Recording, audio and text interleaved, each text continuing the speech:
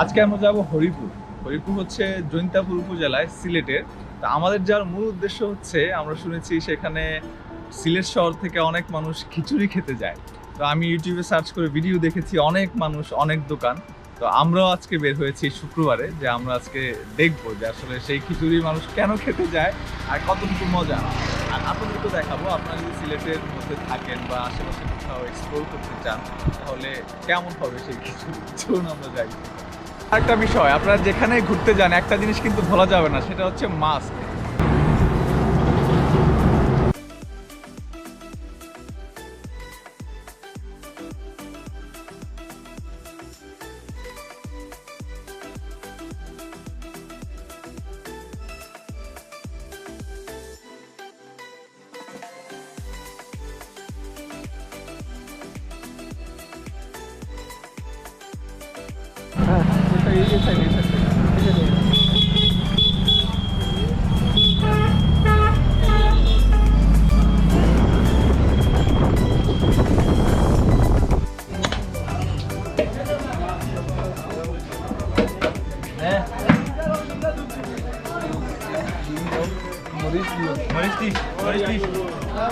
আপনি রিভিউ দিবেন আজকে খাবার কেমন, ঠিক আছে?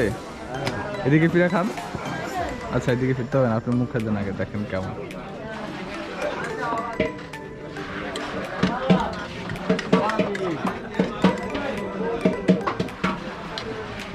ভালো। এটা যে দেশি চাল মনে হয় না, এটা কিসের চাল? চিনির গুঁড়া চাল, কাঁঠালি চাল।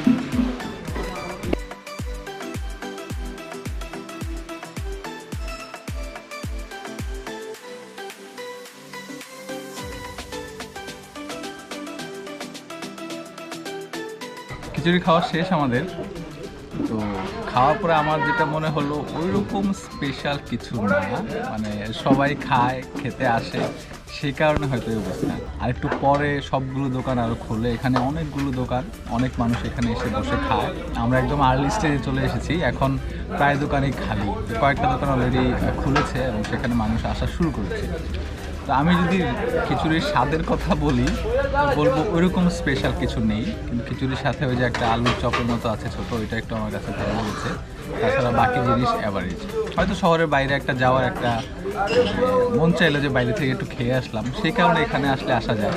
আর আসার পথে রাস্তার পাশের সৌন্দর্য আপনি দেখবেন, অথবা জাফলং যাওয়ার পথে যদি মোটরসাইকেলে যান, তাহলে সকালের নাস্তাটা এখানে করা যায়। কিন্তু ওইরকম না যে একদম স্পেশাল কোনো স্বাদ পাওয়া যাবে, সেই জিনিসটা আমার কাছে মনে হয় না। আমরা যেহেতু এসে পড়েছি হরিপুরে, হরিপুরে আরেকটা জায়গা আছে, হরিপুর গ্যাস ফিল্ডের পাশে বা এদিক সেদিক যেখানে একটা কিছু আছে, মানে জানি না সেটা কি এখনো পরিপূর্ণ। চলুন আমরা সেখানে যাই।